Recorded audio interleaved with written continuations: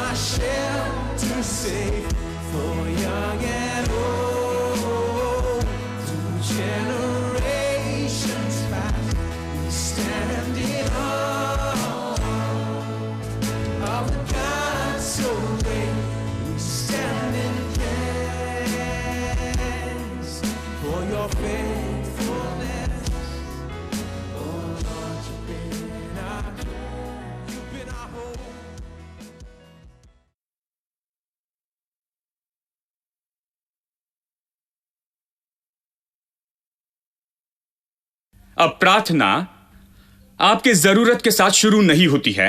प्रार्थना ऐसी नहीं है जैसे आप सुबह तय करते हैं, खैर बाइबल कहती मांगो तो मिलेगा, मुझे जरूरत है इसलिए मांगना है। प्रार्थना लोग इस तरह से शुरू करते, कहते हैं खैर मुझे 100 रुपए चाहिए इसलिए प्रभु से 100 रुपए मांगूंगा, क्योंकि बाइबल कहती मांगो तो मिल जाएगा इसलिए मांगो तो प्राप्त करो। नहीं, यदि किसी ने आज मेरे द्वार को खटखटाया और कहा पास्टर मुझे 100 रुपए चाहिए, तो शायद मैं घर के भीतर जाकर वहां से 100 रुपए निकालकर इस व्यक्ति को लाकर दरवाजे पर दे दूंगा, क्योंकि इसने दरवाजा खटखटाया। जानते हैं, मैं नहीं जानता परिस्थिति क्या है, मदद करना चाहूंगा। परंतु यदि अगले महीने आता है और कहता है पास्टर पिछले महीने आपको याद है मैं आया था और इस महीने फिर से आया हूं, 100 रुपए दीजिए, फिर मैं उनको रोकूंगा और कहूंगा सुनो, क्या मैंने आपको बताया कि आप हर महीने यहां पर आकर मुझसे 100 रुपए लो? पिछली बार आप आए थे, मैंने सोचा कोई इमरजेंसी होगी इसलिए मैंने आपको दिया। मैंने कभी आपको नहीं बताया कि आप हर बार मेरे पास आइए मैं 100 रुपए दूंगा अगर किराया भरना है, या फिर घर में आप मेरे आइए और मैं किराया दूंगा। ऐसे नहीं कहा है।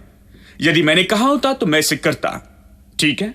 मैंने इस तरह नहीं कहा है, इसलिए उनके पास कोई अधिकार नहीं है कि मुझसे आकर मांगे। उनके पास कोई अधिकार नहीं है अगर मैंने उनसे नहीं कहा है तो कुछ भी, जब तक कि मैंने उनसे वादा नहीं किया है, खास करके किराए के बारे में, भोजन के बारे में या जो भी। यदि मैंने उनसे वादा नहीं किया है तो उनका मेरे पास में आकर मांगना गलत होता है। वो घर में बैठकर निर्णय नहीं ले सकते, मेरे प्रभु आज मेरे पास दाल नहीं है, मैं सैम चेलादुराई के पास जाता हूं।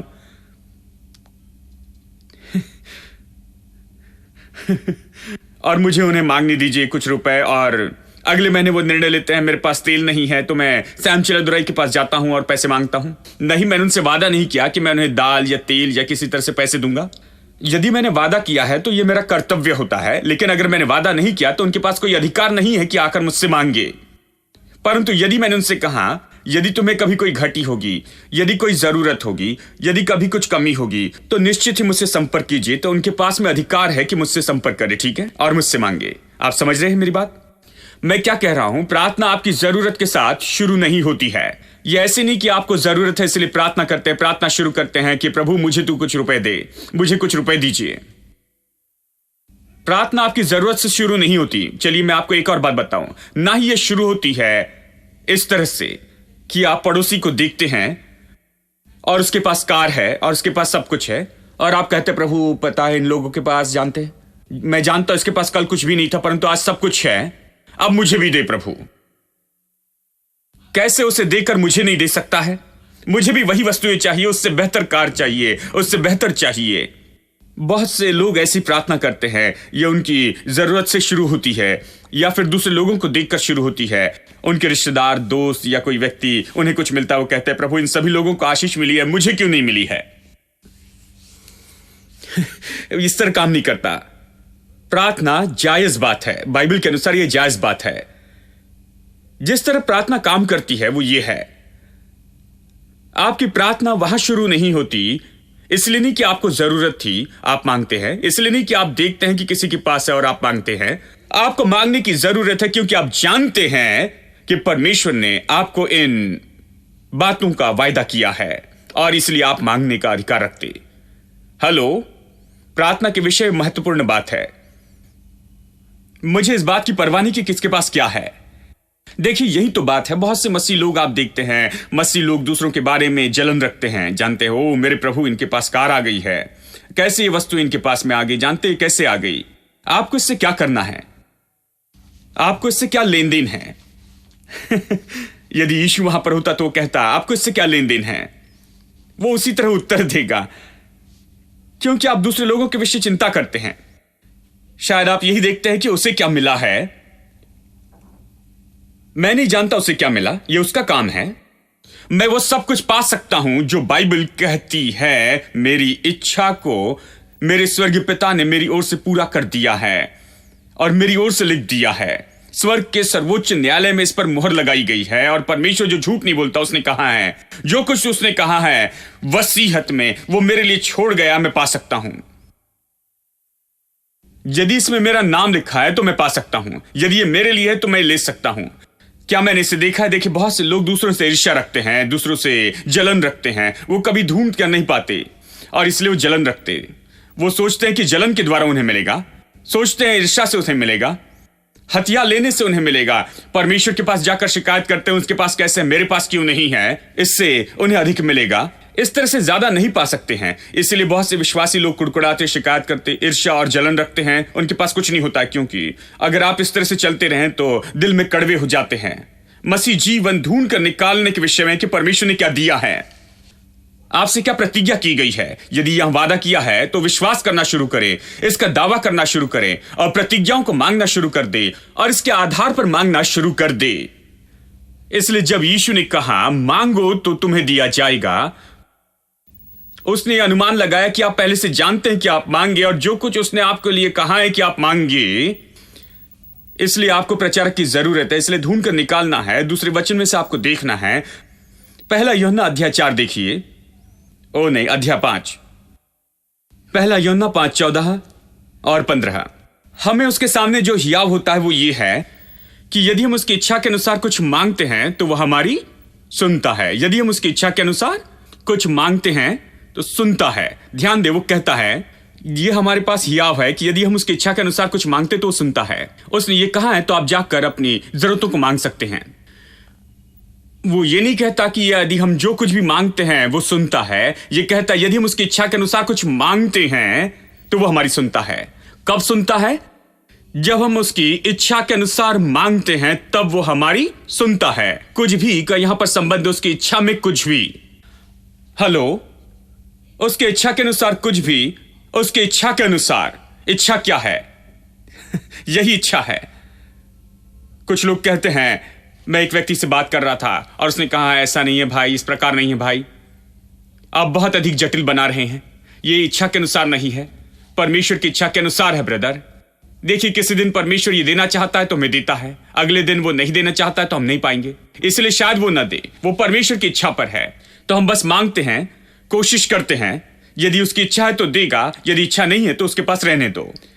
यह मेरा दृष्टिकोण है, उसने कहा। बहुत से लोग ऐसे ही हैं। प्रभु की इच्छा, कौन प्रभु की इच्छा को जानता है? कुछ परिवारों का आपने देखा है, आप जानते हैं, उस व्यक्ति को घर का मुखिया, भारत में कई बार ऐसा होता है, आप जानते हैं, बच्चों को कुछ चाहिए और पिता एक मूडी व्यक्ति है, जानते हैं, वो शायद अच्छे मूड में है और जो कुछ भी मांगते हैं वो देते हैं, यदि अच्छे मूड में नहीं है तो बुरी बात है, फिर वो केवल, जानते हैं, देने से इनकार करते हैं और कई बार बहुत सुनना पड़ता है मांगने के कारण। इसलिए ऐसा दृष्टिकोण है। आप ऐसा मत कीजिए जैसे आपको पता नहीं। तो काम इस तरह से करते हैं, वो अपनी मां के पास जाता है और मां से मांगता है, मां मुझे 100 रुपए चाहिए, मैं डैडी से मांगना चाहता हूं। और मां कहती चलो मैं देख कर आती हूं कि वो आज कैसे है, क्या वो अच्छे मूड में है। परमेश्वर उनके रहस्य को जानता है, किसी तरह से उनके पास पता लगाने का तरीका है। वो केवल जाएंगे, कॉफी देंगे, बात करेंगे और पता लगाएंगे कि कैसा मूड है और वो वापस आकर कहेंगे मैं सोचती हूं कि आज मांगना ठीक नहीं या फिर आज अच्छा दिन है, या फिर बेहतर है कि रुक जाओ, इस तरह से कहते। या फिर कई बार वो वापस आकर कहेंगी मैं सोचती हूं मांगने का अच्छा समय है, 100 नहीं 200 रुपए मांग लो आज तुम, वो दे देंगे ठीक है। दूसरे दिन वो व्यक्ति शायद बिल्कुल अलग हो। वो व्यक्ति जो आज मना करता है शायद वो कल दे देगा, जो व्यक्ति आज दे रहा है शायद वो कल मना कर देगा। वो मूडी व्यक्ति है, समय समय के साथ मूड बदलता है उनकी इच्छा के अनुसार। जो कुछ भी वो महसूस करते हैं ये उनकी इच्छा है, वो देते हैं, ठीक है। और बहुत से लोग इस तरह से परमेश्वर के बारे में सोचते हैं कि स्वर्गीय पिता इस तरह है। वो बिल्कुल इसी तरह का दृष्टिकोण रखते हैं अपने स्वर्गीय पिता के बारे में, उसकी इच्छा के बारे में सोचते हैं। ठीक है, अगर उसकी इच्छा है तो दे ब्रदर, मैं नहीं जानता परमेश्वर ने मुझे क्यों नहीं दिया है, जानते हैं, बुरा महसूस करता हूं मैं। इस व्यक्ति को देखिए, उसके पास सब कुछ है, प्रभु ने उन्हें इतनी आशीष दी और मुझे देखो, मैं 10 साल से सेवकाई कर रहा हूं और मुझे कुछ नहीं दिया है, जानते हैं, इस तरह कहते हैं। ये परमेश्वर की इच्छा है, वो सोचते हैं। उन्होंने मांगा लेकिन उन्हें नहीं मिला, ये प्रभु की इच्छा है और इसलिए उन्हें नहीं मिला है। परमेश्वर उन्हें नहीं देना चाहता है। परंतु बात यह है, यदि वो जो कुछ चाहता है वो प्रतिदिन मेरे साथ में करता है, तो फिर उसने मुझे ये इच्छा क्यों दी है? क्या उसने कहा प्रतिदिन 2 अध्याय पढ़ो केवल इस दशा में, परंतु जब तुम मेरे पास आओगे तो जो मुझे लगेगा मैं दूंगा। आज के दिन तुम जाकर 2 अध्याय पढ़ो, परंतु जब मेरे पास में आते हो, यदि मैं महसूस करता हूं कि दूं तो मैं देता हूं, यदि नहीं करूंगा तो नहीं दूंगा। लेकिन तुम ये 2 अध्याय पढ़ते जाओ। किस लिए? मुझे क्यों पढ़ना चाहिए? मुझे इस पर क्यों विश्वास करना चाहिए? यदि ये उसकी इच्छा नहीं है तो फिर मैं इसके साथ में क्या कर सकता हूं? मुझे इसका क्यों प्रचार करना है? मुझे इस पर क्यों गौर करना चाहिए? और मैं आपको बताऊं मेरे दोस्तों, हमारे परमेश्वर के विषय में सबसे सुंदर बात जो हम पर मसीह यीशु के द्वारा प्रकट हुई है वो ये है कि उसने उसकी इच्छा को प्रकट किया है काले और सफेद में, अक्षरों में, और उसने ये छाप यहां पर लगाई। ये लिखित वचन परमेश्वर का वचन है, ये उसकी इच्छा वर्णन की गई है। जब आप परमेश्वर के विषय में कहते हैं ओ परमेश्वर की इच्छा के अनुसार, मैं आपसे कहता हूं यही परमेश्वर की इच्छा है, यही परमेश्वर की इच्छा है, यही तो परमेश्वर की इच्छा आपके जीवन के लिए है। आपको परमेश्वर के विषय कभी चिंता करने की जरूरत नहीं कि वो अपने मन को बदलेगा। आपको जाकर उसका मूड चेक करने की जरूरत नहीं है कि क्या वो देगा या नहीं, क्या वो अच्छे मूड में है या खराब मूड में है, क्या वो उदार मूड में है या फिर कंजूस मूड में है। नहीं नहीं, वो कल, आज और युगान युग एक सा है। जो कुछ उसने कहा है वो करेगा। वो कभी झूठ नहीं कहता, वो झूठ नहीं बोल सकता। परमेश्वर के लिए झूठ बोलना असंभव है। असंभव शब्द यहां पर परमेश्वर के लिए केवल इस संदर्भ में उपयोग किया गया है। परमेश्वर के लिए कुछ भी असंभव नहीं है। बस एक बात असंभव है और बाइबल स्पष्ट रूप में बताती है, यह परमेश्वर के लिए असंभव है कि वो झूठ बोले। वो झूठ नहीं बोल सकता, वो संभव रूप में झूठ नहीं बोल सकता। और यही बात है जो हमें यकीन दिलाती है कि उसने ये कहा है और इसकी शाश्वती देती है कि वो कभी इसे नहीं बदलेगा। वो आजकल और युगान युग एक सा है। मैं इस पर भरोसा रख सकता हूं, ये काम करेगा। और मेरी प्रार्थना इस पर आधारित है। मेरी प्रार्थना अब इस पर आधारित नहीं है कि मैं हिसाब लगाऊं कि मुझे कितना चाहिए और फिर पिता के पास में जाऊं, ओ प्रभु मुझे इतना चाहिए। नहीं, मैं वसीयत पढ़ता हूं और पता लगाता हूं कि मेरा क्या है और मैं पिता के पास जाता हूं। मैं और किसी को नहीं देखता, वे आशीषित हैं और मैं कहता हूं प्रभु ये क्या है, वो प्रचारक बहुत आशीषित है, मुझे क्यों नहीं मिला। नहीं, मुझे पता लगाना है परमेश्वर ने मुझे क्या दिया है, मेरे अधिकार में क्या है। क्रूस और उसका बहाया हुआ लहू और उसके मृत्यु और पुनरुत्थान ने क्या किया है, मेरी गारंटी क्या है, कैसे मेरी घटी वो पूरी करेगा, कैसे वो मेरा चरवा है, ये मुझे पता लगाना है। और मैं उसके पास जाता हूं और मैं कहता हूं क्योंकि ऐसा कहा है इसलिए ऐसा कर। हेलो, तो ये कहता है ये वो हियाव है। सब लोग कहें हियाव। जब हम प्रार्थना करते हैं तो क्या हियाव है? क्या आपके पास साहस है? यह हियाव है जो हमारे पास है कि यदि हम कुछ उसकी इच्छा के अनुसार मांगते हैं, केवल कुछ भी नहीं, कुछ भी इसकी इच्छा के अनुसार, ऐसा ही कुछ भी नहीं, लेकिन उसकी इच्छा के अनुसार, उसकी इच्छा महत्वपूर्ण है। इसलिए बाइबल बहुत महत्वपूर्ण है, इसलिए वचन बहुत महत्वपूर्ण है। मैं आपको बताया कि ये उसकी इच्छा है। नया नियम बहुत महत्वपूर्ण है। यदि आप उसकी इच्छा के अनुसार कुछ मांगते हैं तो वो हमारी सुनता है। इसलिए यदि हम उसकी इच्छा के अनुसार मांगते हैं तो वो सुनता है। और फिर यदि हम जानते हैं कि वो हमारी सुनता है, इसलिए आप उसकी इच्छा के अनुसार मांगते हैं, इसलिए आपको हियाव है कि वो सुनता है, तो ये भी जानते हैं कि जो कुछ हमने उससे मांगा वो पाया है। अद्भुत है। ये कहता है आप उसके पास में आए और उसकी इच्छा के अनुसार मांगे, तब आपको हियाव है कि वो सुनता है। और यदि आप जानते कि वो आपकी सुनता है, तब आप ये भी जानते हैं कि आपके पास याचिका है, आपने उससे मांगा है। यदि आपके पास हियाव है कि वो आपकी सुनता है, फिर आपको उत्तर के लिए इंतजार नहीं करना है, ये देखने के लिए कि वो प्राप्त करेंगे या नहीं। आप इसे समझ सकते हैं कि ये पूरा हो गया है। आपके पास विनती है, आपके पास याचिका है। इसके होने के पहले आप जानते हैं कि ये विनती पूरी हो गई। आपको वह हाथ में आने की राह देखने की जरूरत नहीं, लेकिन आप जानते हैं कि आपके पास ये पहले से ही है, क्योंकि आपने उसकी इच्छा के अनुसार मांगा और आपके पास हियाव है कि वो सुनता है। आप जानते हैं कि ये विनती है। हेलो, देखिए, इसलिए यीशु ने इस तरह कहा। मरकुस के सुसमाचार अध्याय 11 में वचन 24 में वो कहता है, इसलिए जो कुछ तुम प्रार्थना करके मांगो, जो कुछ आप प्रार्थना में मांगते इच्छा करते हैं, विश्वास करो कि वो आपको मिल गया और आपके लिए हो जाएगा। विश्वास करो कि आपको मिल गया। कैसे विश्वास करेंगे कि आपको मिल गया? आपको इन बातों को एक साथ रखना है। कैसे विश्वास करेंगे कि आपको दे दिया गया है? यही तो इसका अर्थ है। इसका मतलब है कि आपको मिल गया। इसका मतलब ये कैसे विश्वास करेंगे कि मिल गया? तब आपको सही तरीके से मांगना है। यदि आप विश्वास करना चाहते हैं कि आपको मिल गया है, तो फिर आप क्या करते हैं? आपको उसकी इच्छा के अनुसार मांगना है। जब जानते हैं कि वो आपकी सुनता है, तब यह भी जानते हैं कि वो आपकी सुनता है, तो आप जानते हैं कि आपके पास में है वो जो आपने मांगा है। इसलिए जब प्रार्थना करके मांगते हैं तो विश्वास करो कि आपको मिल गया है। कैसे विश्वास करें? आप विश्वास नहीं कर सकते कि आपको मिल गया यदि आप वचन के अनुसार नहीं मांगते हैं। यदि आप उसकी इच्छा के अनुसार नहीं मांग रहे हैं, तब आप प्रार्थना नहीं कर सकते और विश्वास नहीं कर सकते कि आप विश्वास कर सके कि आपको मिल गया और आपको मिल जाएगा। ये कहता है, ये ऐसा नहीं कहता कि बस मांगो, जो भी मांगो तुम्हें मिल जाएगा। मैं बहुत ही खुश होता अगर ऐसा कहता तो, परंतु ये ऐसा नहीं है। जो कुछ प्रार्थना में इच्छा करके मांगते हो, विश्वास करो कि मिल गया, आपको मिल जाएगा। इसका अर्थ है आप वे बातें पाएंगे जिनकी आपने प्रतीति की है कि आपको मिल गया है। हेलो, आप वो सब नहीं पाते जो आपने प्रार्थना करके मांगा है, केवल वही पाते जो विश्वास किया कि आपको मिल गया है। किससे मदद होती है कि आप विश्वास करें कि आपको मिल गया है? यह बात कि आपने उसकी इच्छा के अनुसार मांगा है। आप उसकी इच्छा के अनुसार मांगते हैं, इसलिए जानते हैं कि वो सुनता है, और जानते हैं कि वो सुनता है तो जानते हैं कि जो कुछ भी आपने मांगा है वो पाया है। इसलिए कुछ पाने के लिए विश्वास करना है। आपको उसकी इच्छा के अनुसार मांगना है। यह आपको हियाव देता है कि वो आपकी सुनता है, ताकि आप प्रतीति कर ले कि यह आपका है, इसके पहले कि यह आपके हाथ में आए। आप विश्वास करते हैं कि यह आपका है, और केवल उन वस्तुओं को जिसके लिए विश्वास किया कि आपकी हैं, वो आपकी बन जाएगी। बाद में वो आपके हाथों में आएगी। केवल वो वस्तुएं जिसके लिए विश्वास किया कि वो आपकी हैं। हेलो, क्या आप समझ रहे हैं इसे? आप जान रहे हैं? देखिए, बहुत से लोग इस बात में ध्यान नहीं दे पाते।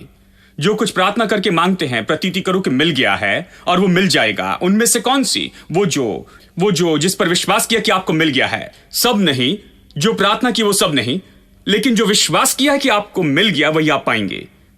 कैसे विश्वास कर सकता हूं कि मैं पाता हूं जब इसकी इच्छा के अनुसार मांगता हूं? मुझे यह हियाव देता है कि वो मेरी सुनता है। मैं जानता हूं कि वो मेरी सुनता है, तो मैं जानता हूं कि मेरे पास विनती है जिसके विषय में मांगना है। इसलिए प्रार्थना वसीयत के साथ मांगना है। देखिए, बिना इच्छा के, बिना वाचा की प्रतिज्ञा से आप प्रार्थना करना शुरू नहीं कर सकते। देखिए, प्रार्थना का आधार आपकी जरूरत नहीं है। प्रार्थना का आधार यह नहीं कि आपको नौकरी चाहिए, रुपए चाहिए, आपको ये चाहिए, वो चाहिए। नहीं, प्रार्थना का आधार परमेश्वर ने आपको इन बातों का वादा किया है। देखिए, बहुत से लोगों को यह सुधार देगा। देखिए, कुछ मसीह लोग जानते हैं, अपनी आंखें बंद करते हैं और आप सोचते हैं कि भिखारी बाहर खड़ा है। वो सोचते हैं कि परमेश्वर किसी बड़े बंगले में रहता है और सोचते हैं कि वो बाहर खड़े और कहते हैं, अम्मा, साहब, इस प्रकार से प्रार्थना करते। वे सोचते हैं कि परमेश्वर खिड़की से झांक कर देखेगा और फिर कहेगा, ओहो ठीक है, चलो कुछ फेंकते हैं। और वे वहां पर खड़े और भीख मांगते हैं और उनकी जो विनती है, ऐसे लगता है कि भिखारी बाहर खड़ा है। और यदि आप अपनी आंखें बंद करें, आप नहीं जानेंगे विश्वासी है, आप सोचते हैं भिखारी है।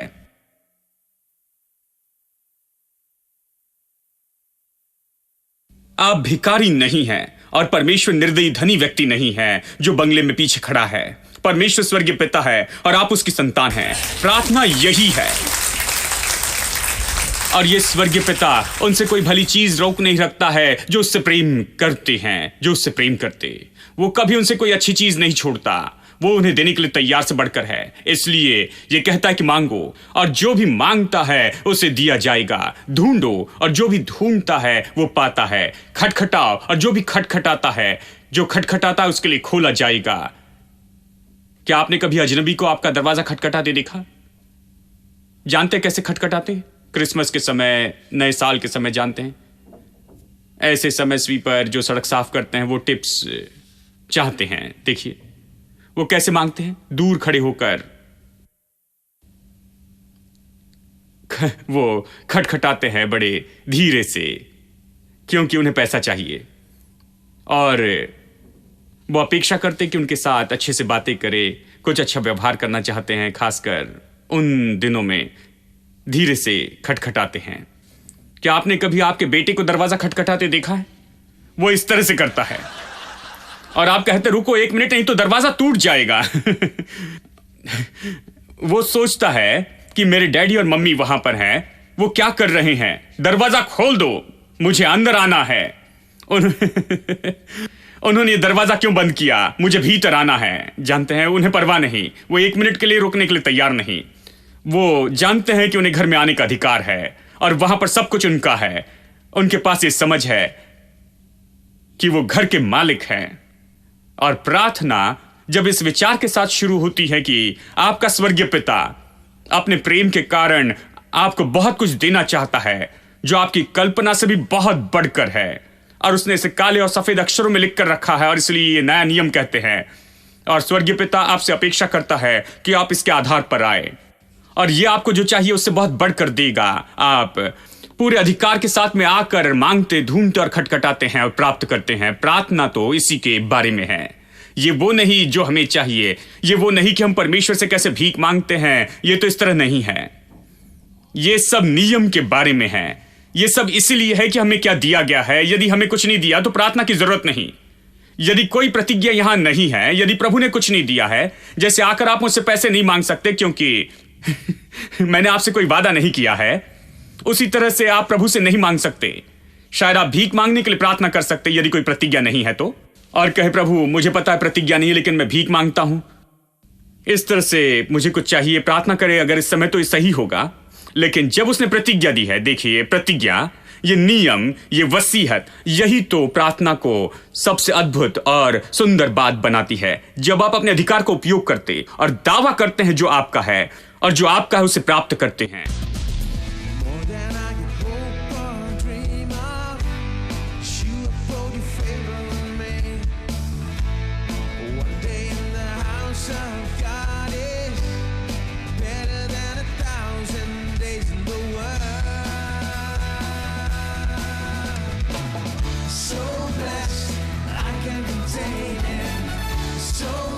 God, give it away. Your love, saw me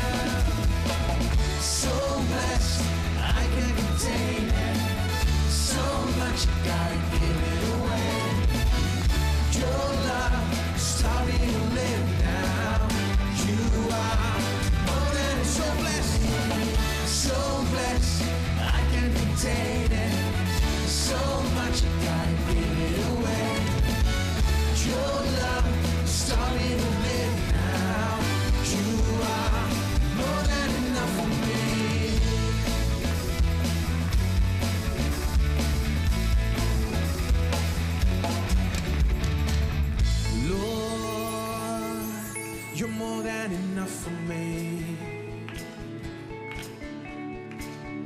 Lord, you're more than enough for me.